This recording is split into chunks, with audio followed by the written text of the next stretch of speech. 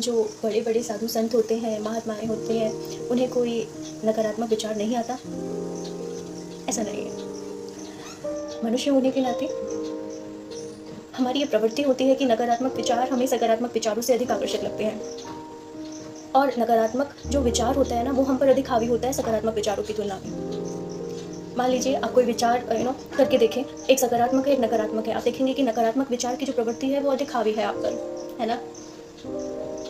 फिर वो क्या डिफरेंस है जो एक महात्मा को या सकारात्मक विचार करने वाले व्यक्ति को एक अलग श्रेणी में खड़ा कर देता है, और हम जैसे आम लोगों को एक अलग श्रेणी में अलग खड़ा कर देता है, जहाँ पर हम पर बहुत सारे विकार हावी होते हैं, चाहे वो लोभ हो, मोह हो, ईर्ष्या हो, घृणा हो, इन और आजकल सबसे बड़ा विकार लालच। तो क्या वो चीज़ें हैं जो इन सभी का कारण बनती हैं?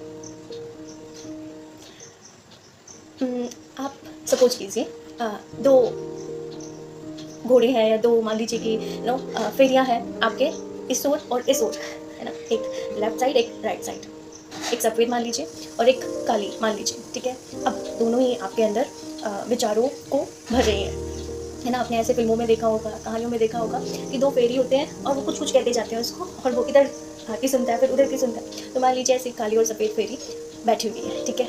अब उन दोनों की लड़ाई करवा दी जाए, तो आप मुझे बताइए कि कौन जीतेगा। और एक और बात है कि जो फेरी सफ़ेद कलर की है ना, वो बहुत पावन है, उसके गुण बहुत सात्विक हैं और वो बहुत शांत है। और जो दूसरी फेरी है जो काले कलर की है, उसके गुण और नकारात्मक प्रवृत्ति उस पर भी बहुत हावी है, और वो आपको नकारात्मक ही विचार दे रही है, ठीक है। तो आप मुझे बताइए कौन जीतेगा। अब यहाँ पर जीतेगा वही जिसे आप अधिक फीड करेंगे, है ना, जिसको आप अधिक खाना खिलाएंगे, जो बहुत अधिक मजबूत होगा।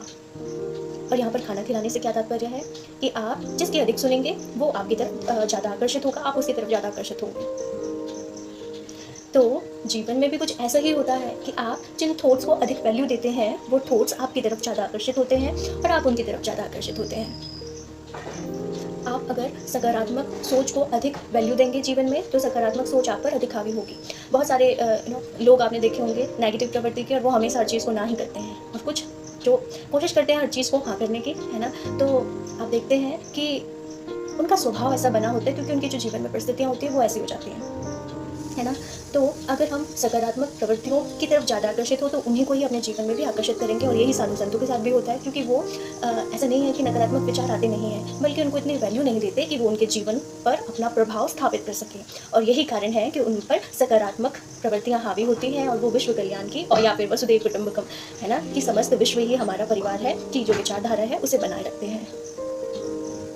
तो वो उसे भाव नहीं देते, सिर्फ इतना है, और यही उनकी सकारात्मक प्रवृत्ति का भी कारण है, उनकी सकारात्मक सोच का कारण है। तो हम भी अगर जीवन में इस तरह की सोच को अपनाएं, और अगर आपके दिमाग पे कुछ गलत चीज़ें आती भी हैं और आप उनको भाव देना बंद कर दें, तो वो भी आपके विचारों में आना बंद कर देंगे। तो कहा जाता है कि अगर आपको एक नकारात्मक विचार आप पर प्रभाव डालने की कोशिश करे, तो आप 3 सकारात्मक विचार सोचिए। कहने का तात्पर्य यही है कि कुल मिलाकर अपने आप को सकारात्मकता से भरिए, ताकि जो वो नकारात्मकता है वो जीवन को प्रभावित ही ना कर सके, या बहुत अधिक प्रभावित नहीं कर सके। तो at the end it's your choice, आपकी ये चॉइस है कि आप किसे अपनाते हैं। और जितना आप सकारात्मक प्रवृत्ति को अपनाएंगे, जीवन का जो भार है ना, वो आपको उतना ही हल्का लगेगा। जीवन में जो विभिन्न संभावनाएं हैं वो आपको उतनी ही अधिक दिखेंगी, है ना। तो हल्के भाव से और आगे बढ़ना है, क्योंकि जो नेगेटिविटी होती है ना, वो जीवन को भारी करती है ना। तो नेगेटिविटी की तरफ नहीं जाना है, पॉजिटिविटी को अपनाना है, और आप उतना ही हल्का महसूस करेंगे। तो ज़रूरी है हम पॉजिटिविटी को अपनाएं और आगे बढ़ें। Thank you.